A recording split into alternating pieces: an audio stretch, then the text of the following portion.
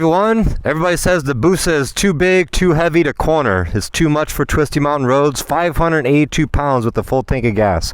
Top heavy, long wheelbase, blah, blah, blah. All right, let's go up the mountain. I'll show you what this bad boy can do. Let's roll.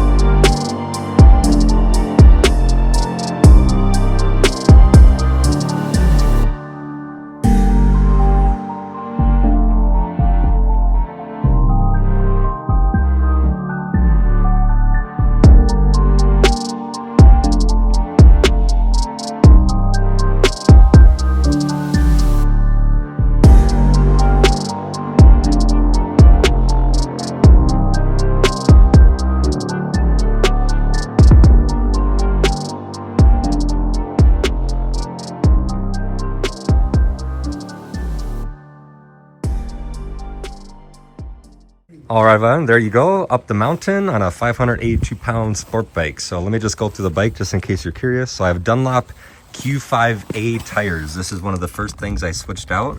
The stock tires were 190/50, and I put on 190/55 to raise up the rear end, make it corner a little bit quicker. Definitely make a big difference. And the cold pressure is 34-36 cold. That's what I run at, and it feels great. Yesterday, I just got the suspension done, so I put stronger spring rate up front because the original 0.9 rate, spring rate, had the preload maxed up and it was still sagging too much. And I weigh 230 with all of my gear on.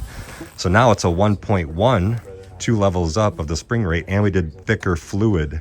So 7.5 weight instead of 5 weight. By the way, you can look at all this stuff on my Instagram. I post a lot of stuff on there too. Links are in the description.